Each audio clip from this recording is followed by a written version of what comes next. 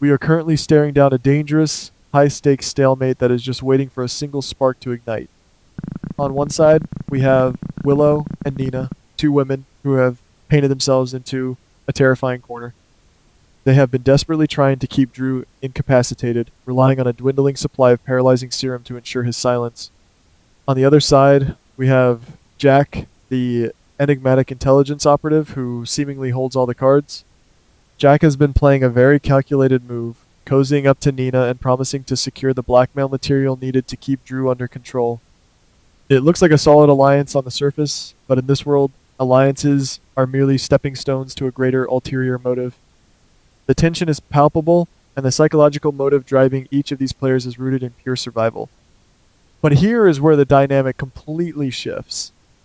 Drew is no longer the helpless captive staring blankly at the ceiling. The paralytic drugs are wearing off, and his mobility is slowly but surely returning. Imagine the sheer willpower and the simmering rage building inside Drew as he regains control of his limbs, one agonizing muscle movement at a time. This is not just a physical recovery, it is a psychological awakening. Drew has been trapped in his own body, fully aware of the treacherous schemes Willow and Nina have been spinning around him.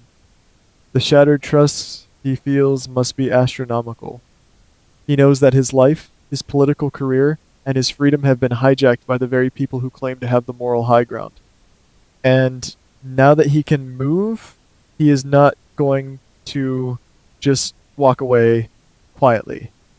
He is going to plan a calculated move of his own, a strategy designed to inflict the maximum amount of unforeseen fallout on those who wronged him.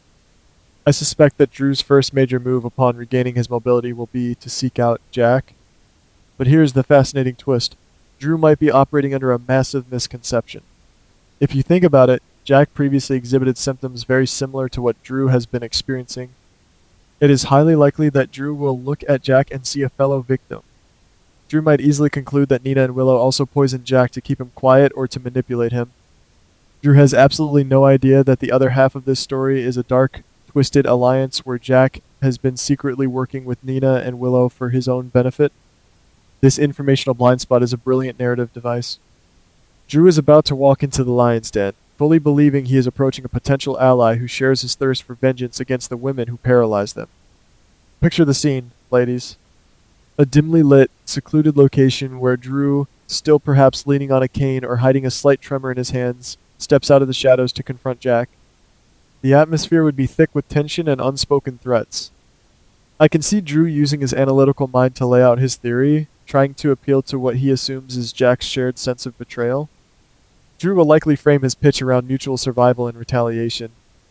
He will look Jack in the eye and offer a partnership that no one in town would ever see coming. The psychological motive here is brilliant.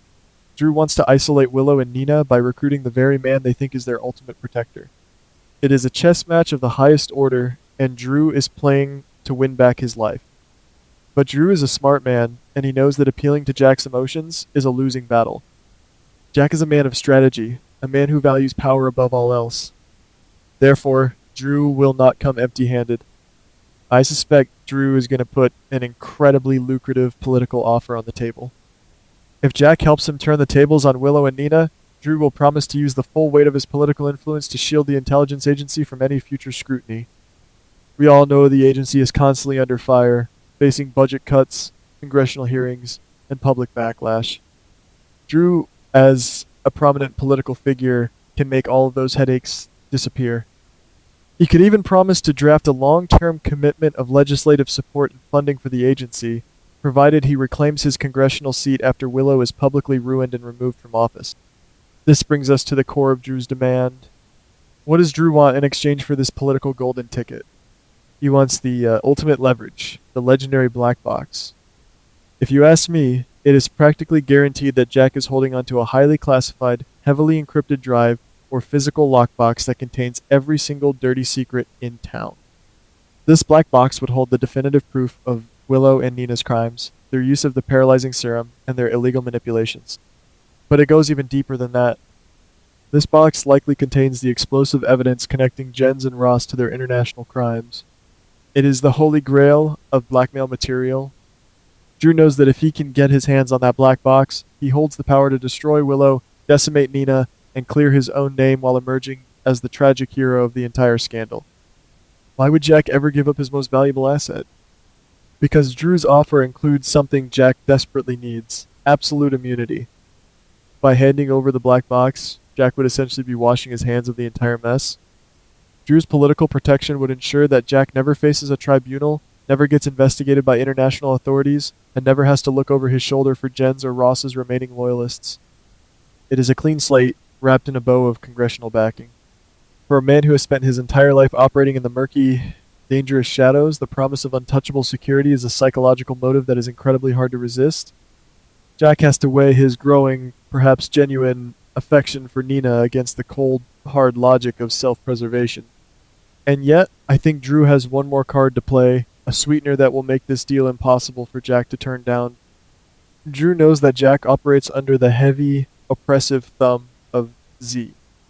Z is the current head of the agency, a man who demands absolute loyalty and rules through intimidation.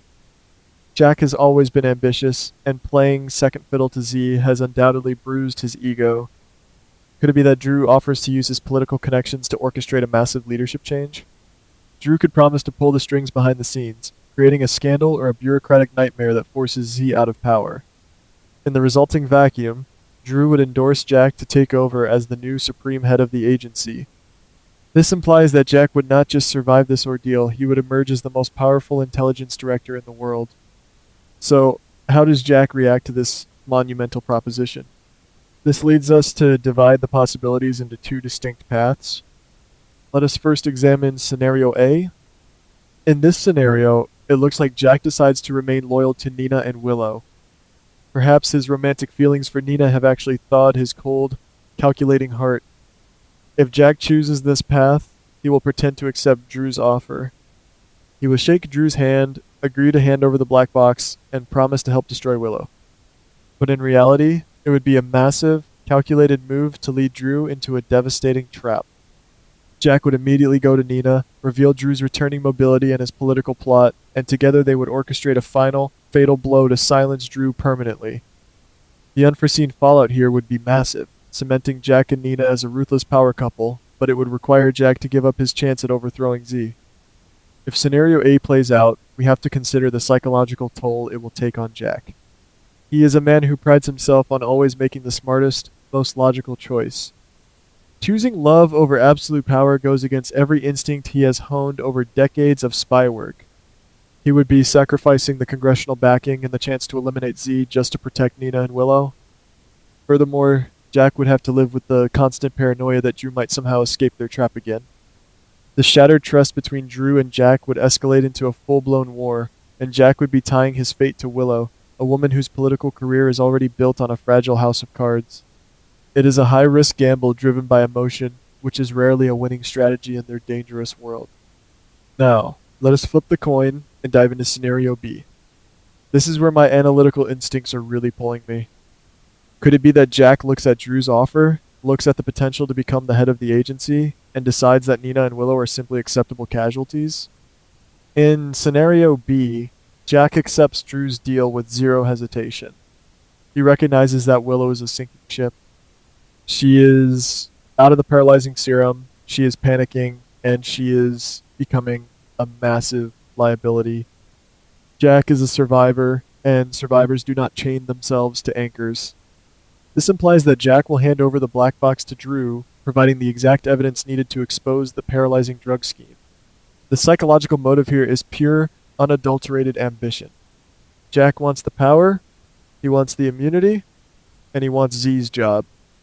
If Jack chooses scenario B, the unforeseen fallout for Nina and Willow will be apocalyptic. Imagine the sheer terror on Willow's face when she realizes that the man she trusted to protect her secrets has actually handed the executioner's axe to Drew. The moment that black box is opened, Willow's saintly political facade will crumble to dust. She will be exposed for drugging and holding a man against his will. Her congressional seat will be stripped away, and she will face severe criminal charges. As for Nina, the shattered trust will destroy her. She genuinely believed she was building a romantic connection with Jack, only to realize she was nothing more than a pawn in his grand game of chess. Jack's betrayal would be cold, calculated, and absolutely devastating to the women who thought they had him on a leash. Furthermore, Scenario B sets up an incredible high-stakes showdown. between Jack, Drew, and Z. Z is not the kind of man who goes quietly into the night. If he catches wind that a recovering politician and his own subordinate are plotting a coup, the retaliation will be swift and brutal. Jack would have to use every ounce of his cunning to outmaneuver Z, relying heavily on Drew's political maneuvering in Washington to cut off Z's resources and authority. It would be a shadow war fought in the corridors of power, with the black box serving as the ultimate weapon. Jack would finally get the chance to step out of Z's shadow, but he would have to walk through fire to get there. So, where does this leave us, guys? We are looking at a ticking time bomb where loyalty is a luxury no one can afford. If you ask me, Jack is entirely capable of pulling off either scenario. He has the emotional capacity to protect Nina, but he also possesses the ruthless ambition required to burn her to the ground for a promotion. Drew's offer of political protection and a path to overthrow Z is a masterstroke, a calculated move that perfectly targets Jack's deepest desires. However, in a town where secrets never stay buried and every victory comes with an unforeseen fallout, I remain highly skeptical that this alliance will go off without a hitch.